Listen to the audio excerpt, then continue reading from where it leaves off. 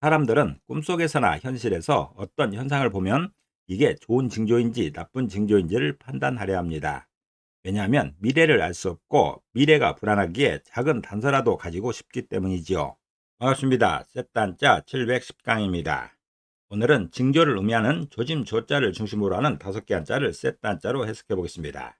먼저 중심자로 사용될 조짐조자입니다. 조짐조자는 조짐을 의미하는 것이죠. 조짐이라는 것은 좋거나 나쁜 일이 생길 기미가 보이는 현상입니다. 이 조짐조자는 사람인 자와 이런 기호로 구성되었죠. 이거는 한자가 아니고 하나의 기호입니다. 그 중에 사람인변은 사람을 의미하는 것이고 이런 기호는 사방에서 오는 영향을 말하고 있습니다. 그래서 조짐조자는 사람에게 사방의 영향이 조짐이라 표현하고 있습니다. 다시 말해서 조짐이라는 것은 사람에게 환경에 따라 주어지는 각종 영향력을 말하는 것이죠. 한 사람이 길을 걷고 있습니다. 그것도 사막을 걷고 있네요. 이 사람에게 여러 가지 현상이 나타날 수 있는 것이죠.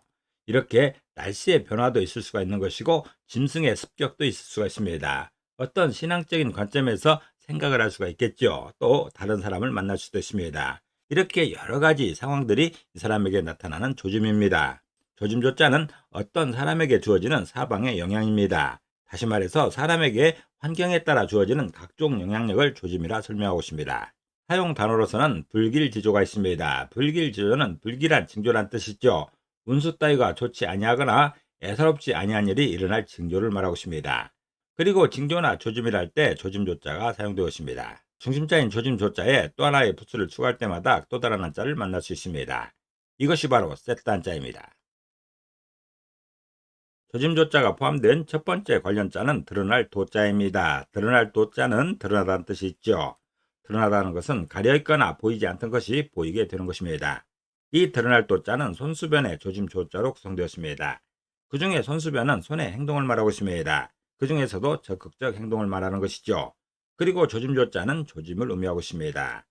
그래서 드러날 도자는 적극적인 조짐은 드러난다 표현하고 있습니다. 다시 말해서 어떤 조짐이 있을 때 그것을 밝히려고 노력하면 실체가 드러난다는 그런 뜻입니다. 어떤 조짐은 있는데 밝혀지지 않는 그런 일들이 있습니다. 그런 일들을 적극적으로 밝히려 애쓴다면 결국 드러난다는 그런 뜻입니다. 그냥 대충 훑고 가면 드러나지 않을 수도 있습니다. 그렇지만 적극적으로 이것을 밝히려고 노력한다면 결국 드러난다는 게 드러날 도자입니다. 드러날 도자는 적극적인 조짐은 드러난다 표현하고 있습니다. 다시 말해서 어떤 조짐이 있을 때 그것을 밝히려고 노력을 하게 되면 실체가 드러난다는 그런 뜻입니다.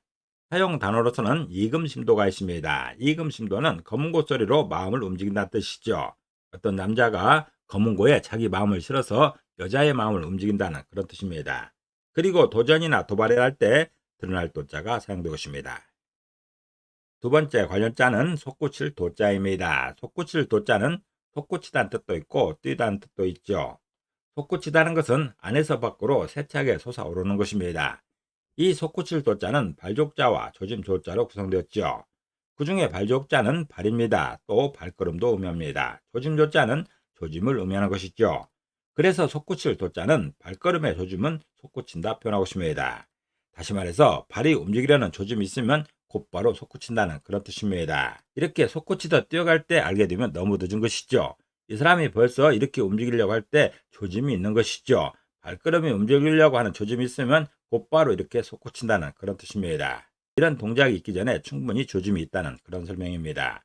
솟구칠 도자는 발걸음의 조짐은 솟구친다 표현하고 있습니다.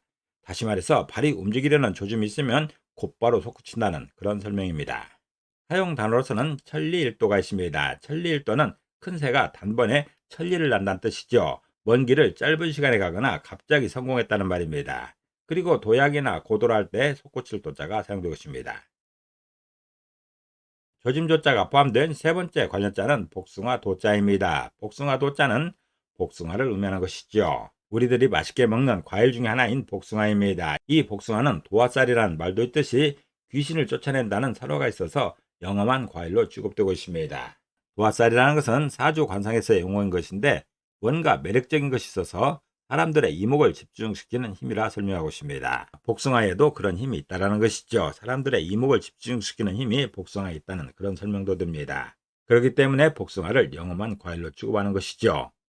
이 복숭아 도자는 나무 목자와 조짐 조자로 구성되었죠.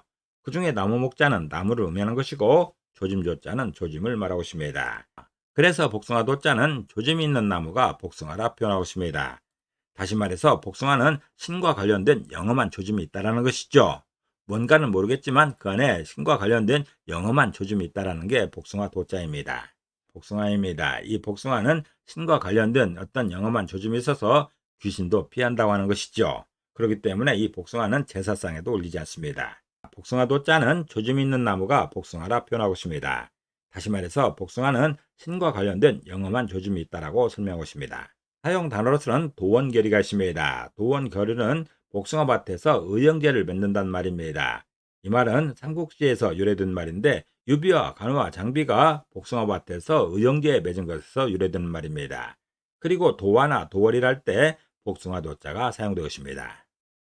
네 번째 관련자는 도망할 도자입니다. 도망할 도자는 도망하다는 뜻도 있고 달아나는 뜻도 있습니다. 도망이라는 것은 피하거나 쫓겨 달아나는 것이죠. 이 도망할 도자는 칼착자와 조짐조자로 구성되었습니다. 그 중에 칼착자는 가다는 뜻이 있고 조짐조자는 조짐을 말하고 있습니다. 그래서 도망할 도자는 가려는 조짐이 도망이라 표현하고 있습니다. 다시 말해서 가려는 조짐이 있게 되면 곧바로 도망한다는 것이죠. 벌써 이렇게 도망치려고 조짐이 있습니다. 발걸음에 조짐이 있는 것이죠. 약간의 틈이라도 있게 되면 벌써 도망가고 없는 것이죠. 이때 얼른 잡지 못하면 벌써 끝난 것입니다. 도망가고 없는 것이죠. 도망할 도자는 가려는 조짐이 도망이라 표현하고 있습니다. 다시 말해서 가려는 조짐이 있으면 곧바로 도망한다는 그런 설명입니다. 이때가 이미 도망의 시작이라고 할 수 있습니다. 이보다 약간만 시간이 더 지나면 벌써 이렇게 되는 것이죠. 도저히 잡을 수 없는 그런 상황이 됩니다. 사용 단어로서는 일중도형이 있습니다. 일중도형은 정오 때에 그림자를 피하고자 한다는 뜻으로서 불가능한 일을 이루는 말입니다. 그리고 도망이나 도피를 할 때 도망할 도자가 사용되고 있습니다. 조짐조자가 사용된 다섯 번째 관련자는 예쁠 요자입니다. 예쁠 요자는 예쁘다는 뜻도 있고 곱다는 뜻도 있죠. 이 예쁠 요자는 여자 여자와 조짐조자로 구성되었습니다. 그 중에 여자 여자는 여자를 의미하는 것이고 조짐조자는 조짐이란 뜻이 있습니다. 그래서 예쁠 요자는 여자의 조짐은 예쁘다 표현하고 있습니다.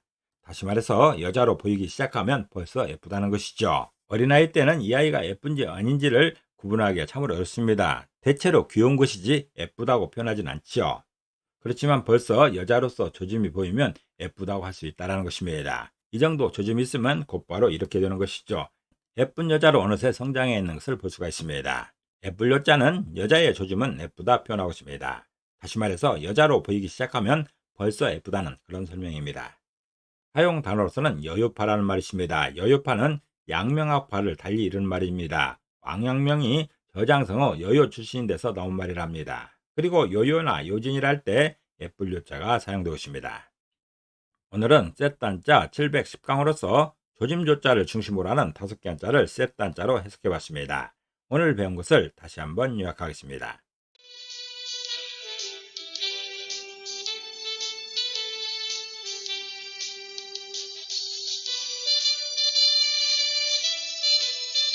오늘도 평안을 기도합니다. 감사합니다.